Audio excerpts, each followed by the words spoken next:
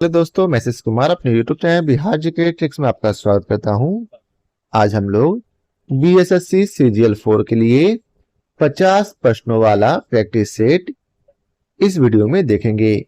तो आइए वीडियो को स्टार्ट करते हैं।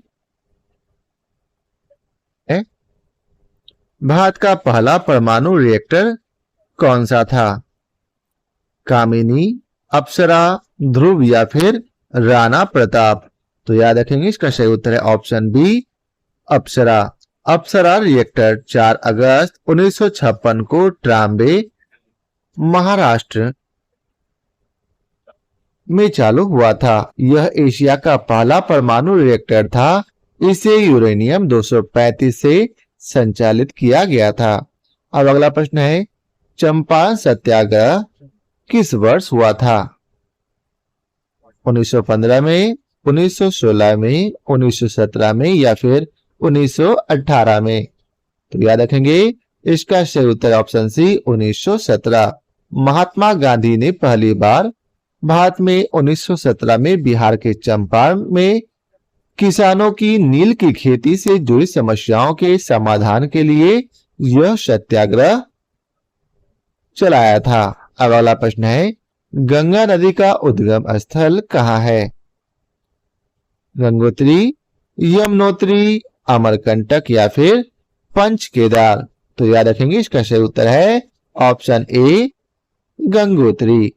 गंगा का वास्तविक उद्गम गंगोत्री ग्लेशियर से भागीरथी नदी के रूप में होता है, उत्तराखंड के उत्तरकाशी जिले में। याद रखेंगे, बिहार में गंगा नदी की लंबाई 445 किलोमीटर है और अगर पूरे भारत में पूछा जाए तो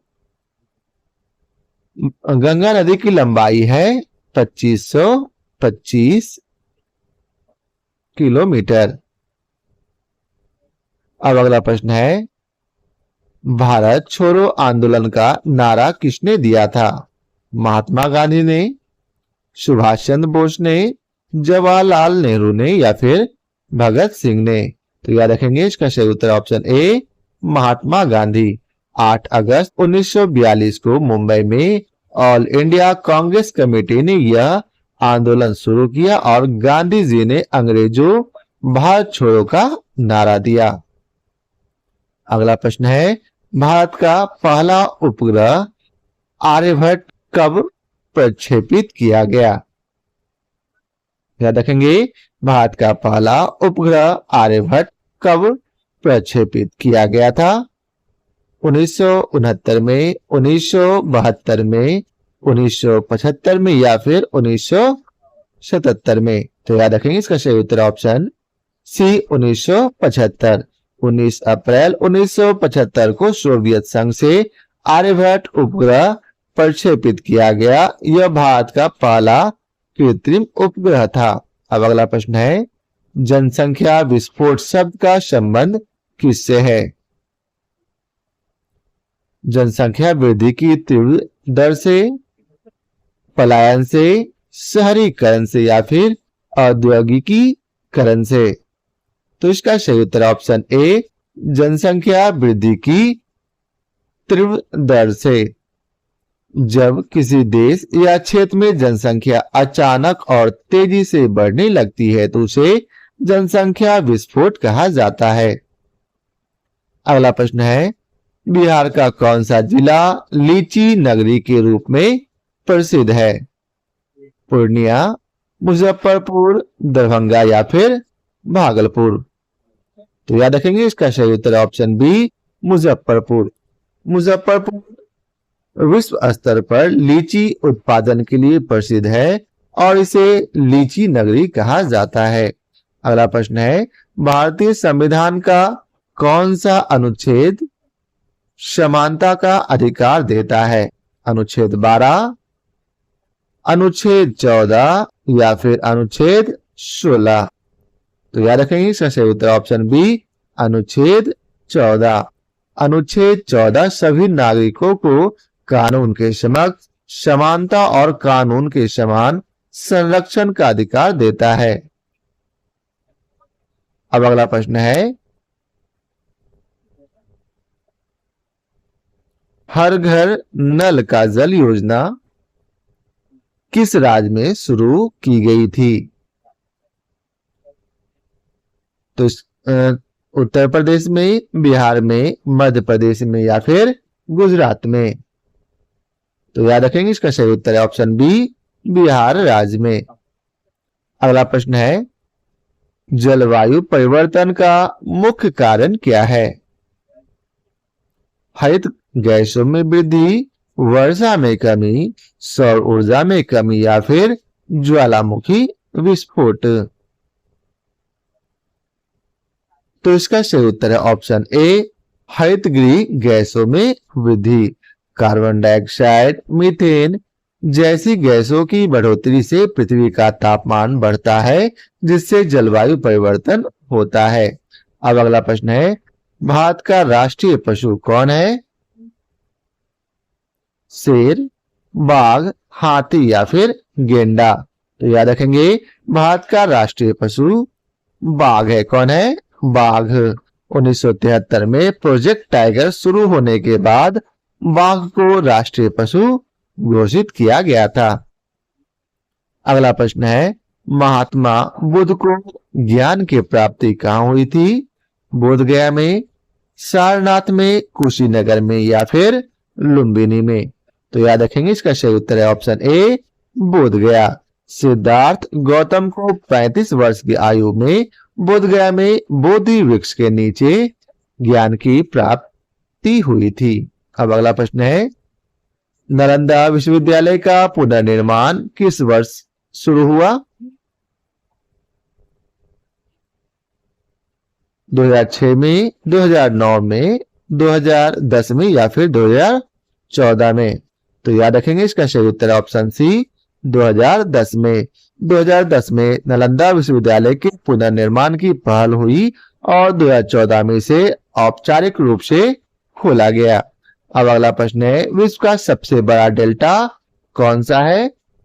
Sundarban delta, Nile delta, Amazon delta या फिर गंगा ब्रह्मपुत्र डेल्टा? तो याद रखेंगे, इसका सही उत्तर option D, Ganga Brahmaputra delta. यह डेल्टा भारत और बांग्लादेश में फैला है और इसे सुंदरबन भी कहा जाता है। अब अगला प्रश्न है, भारत रत्न सम्मान पाने वाली पहली महिला कौन थी? इंदिरा गांधी, मदर टेरेसा, सरोजनी नायडू या फिर MS सुब्बलक्ष्मी? तो याद रखेंगे, इसका सही उत्तर option B, Mother Teresa. Mother Teresa को 1980 में भारत रत्न से सम्मानित किया गया। अब अगला प्रश्न है, ग्लोबल वार्मिंग का मुख्य गैस कौन सी है? Carbon dioxide gas, nitrogen, oxygen या फिर हाइड्रोजन? तो याद रखेंगे, इसका सही उत्तर option A, carbon dioxide.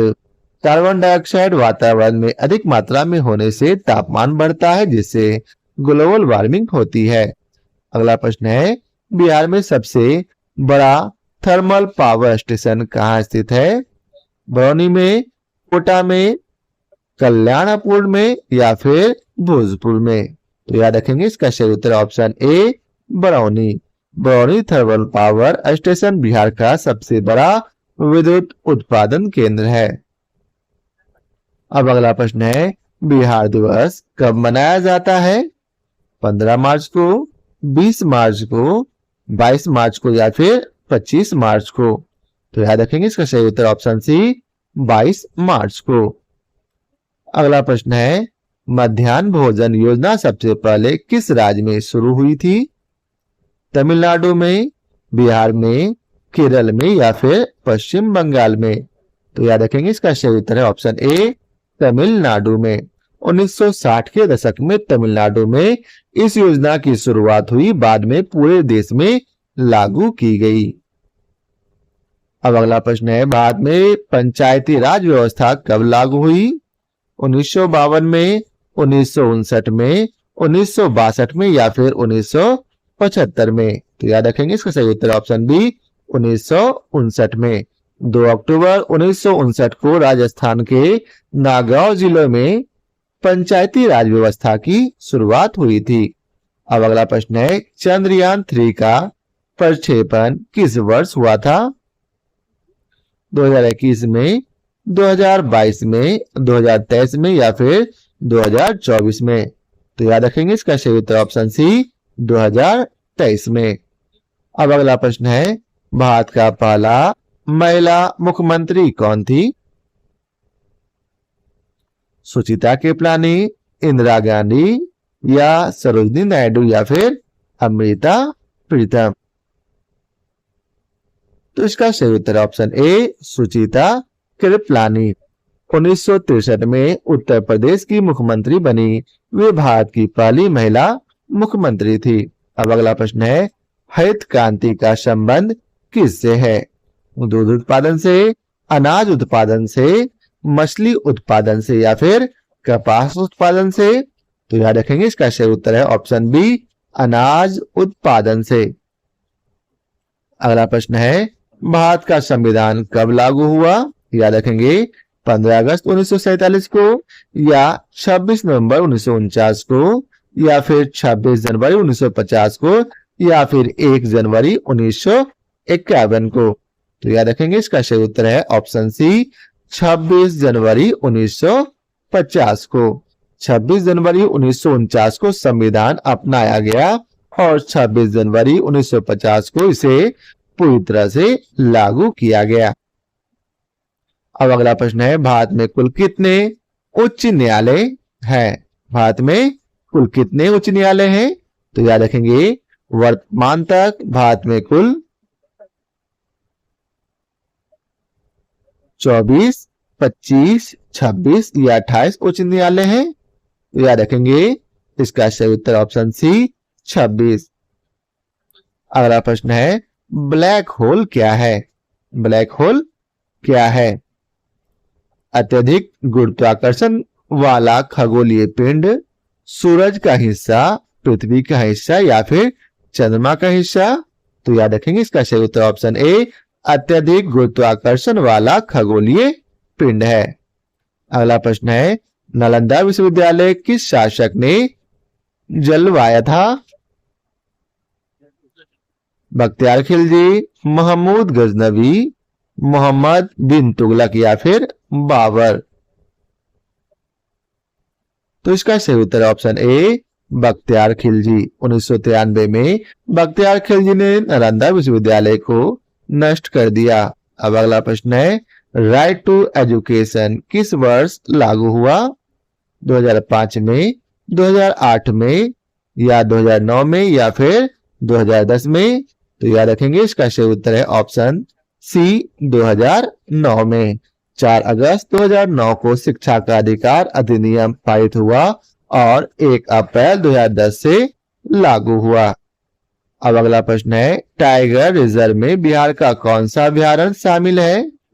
Valmiki tiger reserve, Rajgir वन्यजीव अभ्यारण्य, कैमूर वन्यजीव अभ्यारण्य या फिर भीमबान अभ्यारण्य? तो याद रखेंगे इसका सही उत्तर option A Valmiki tiger reserve. यह बिहार के पश्चिमी चंपारण जिले में स्थित है और नेपाल सीमा से लगा है। अगला प्रश्न है स्टैच्यू ऑफ यूनिटी कहाँ स्थित है? महाराष्ट्र में, गुजरात में, राजस्थान में या फिर मध्य प्रदेश में? तो याद रखेंगे इसका सही उत्तर ऑप्शन बी गुजरात में। यह सरदार वल्लभ भाई पटेल की प्रतिमा है जो विश्व की सबसे ऊंची प्रतिमा है। इसकी कुल ऊंचाई 182 मीटर है। अगला प्रश्न है नाबार्ड का पूरा नाम क्या है? पहला national bank for agriculture and rural development या फिर national bank for agriculture and road development या national board for agriculture and rural development या फिर national board for agriculture and research development? तो याद रखेंगे इसका सही उत्तर option A national bank for agriculture and rural development. अब अगला प्रश्न है बिहार का शेर किसे कहा जाता है? तो याद रखेंगे बिहार का शेर वीर कुंवर सिंह को कहा जाता है। 1857 के प्रथम स्वतंत्रता संग्राम में वीर कुंवर सिंह ने ब्रिटिश के खिलाफ संघर्ष किया था। अब अगला प्रश्न है, इलेक्ट्रॉन की खोज किसने की थी? जे थॉमसन ने, या रदरफोर्ड ने, या फिर बोहर ने, या फिर न्यूटन ने? तो याद रखेंगे इसका सही उत्तर ऑप्शन ए जे थॉमसन ने। 1897 में जे थॉमसन ने कैथोड किरण प्रयोग से इलेक्ट्रॉन की खोज की। अब अगला प्रश्न है, भारत में सबसे लंबी नदी कौन सी है?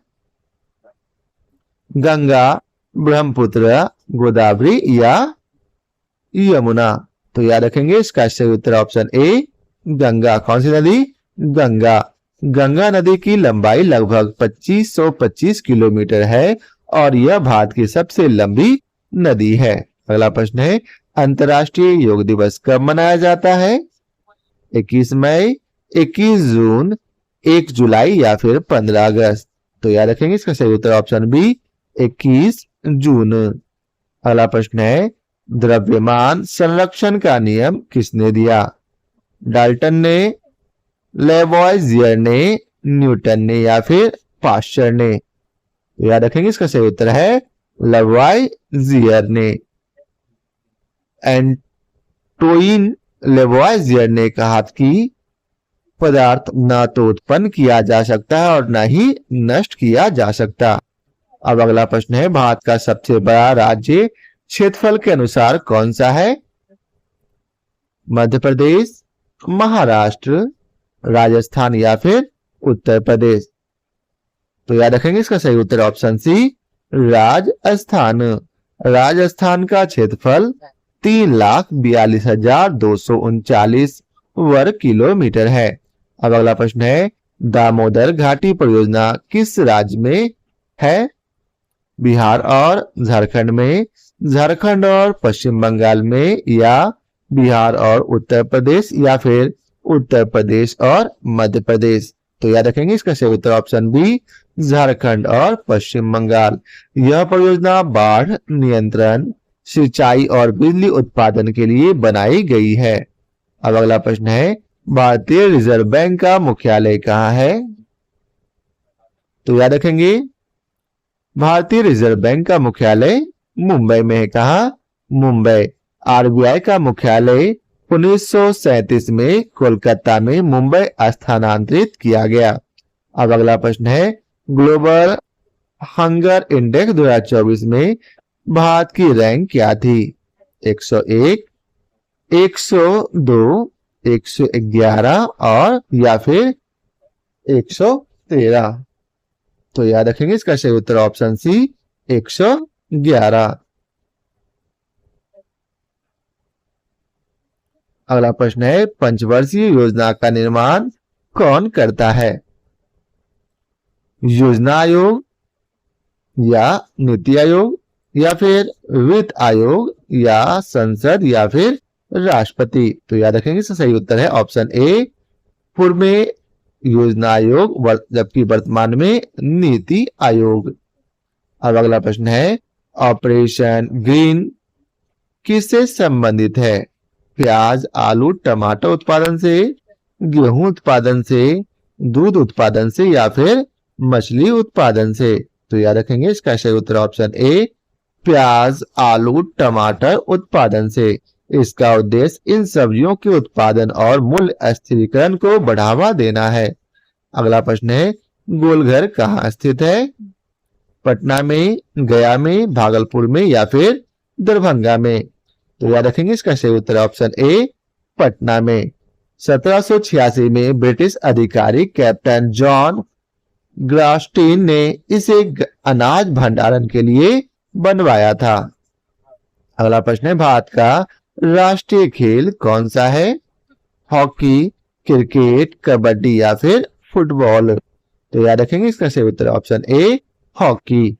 भले ही कानूनी रूप से यह राष्ट्रीय खेल घोषित नहीं है, परंपरागत रूप से हॉकी को राष्ट्रीय खेल माना जाता है। अगला प्रश्न है, पंचशील समझौता किन दो देशों के बीच हुआ था? भारत नेपाल के बीच हुआ था, या भारत चीन के बीच, या फिर भारत पाकिस्तान के बीच, या फिर भारत श्रीलंका के बीच। तो याद रखेंगे इसका सही उत्तर ऑप्शन बी, भारत चीन के बीच। 1954 में भारत और चीन के बीच यह समझौता हुआ था। अगला प्रश्न है, बौद्ध धर्म की 4 आर्य सत्य की शिक्षा किसने दी? महात्मा गांधी ने, महावीर ने, बुद्ध ने या फिर अशोक ने? तो याद रखेंगे इसका सही उत्तर ऑप्शन सी, बुद्ध ने। बुद्ध ने जीवन में दुख, दुख का कारण, दुख का निवारण और अष्टांगी मार्ग की शिक्षा दी थी। अगला प्रश्न है, बिहार के मुख्यमंत्री 2025 में अर्थात वर्तमान में अभी कौन है? तो इसका सही उत्तर ऑप्शन ए, नीतीश कुमार। अगला प्रश्न है, पीएम किसान सम्मान निधि योजना में वार्षिक कितनी राशि दी जाती है? 4,000, 5,000, 6,000 या फिर 8,000? तो याद रखेंगे इसका सही उत्तर ऑप्शन सी, 6,000। अगला प्रश्न है, चाणक्य किस शासक के गुरु थे? चंद्रगुप्त मौर्य के, अशोक के, समुद्रगुप्त के या फिर हर्षवर्धन के? तो याद रखेंगे इसका सही उत्तर है ऑप्शन ए, चंद्रगुप्त मौर्य के। चाणक्य, जिन्हें कौटिल्य या फिर विष्णुगुप्त भी कहा जाता है, मौर्य साम्राज्य के संस्थापक चंद्रगुप्त मौर्य के गुरु और मंत्री थे। और आज का आखिरी प्रश्न है, स्वच्छ भारत मिशन कब शुरू हुआ? 2012 में, 2014 में, 2015 में या फिर 2016 में? तो याद रखेंगे इसका सही उत्तर है ऑप्शन बी, 2014 में। 2 अक्टूबर 2014 को महात्मा गांधी की 145वीं जयंती पर इसे शुरू किया गया। तो यह था आज के वीडियो का आखिरी प्रश्न। आशा करता हूं आप लोगों को हमारा यह वीडियो पसंद आया हो। यदि आप लोगों को हमारा यह वीडियो पसंद आया हो तो उसे लाइक और शेयर जरूर करें। फिर मिलते हैं नए प्रैक्टिस सेट के साथ। आगे के लिए ऑल द बेस्ट।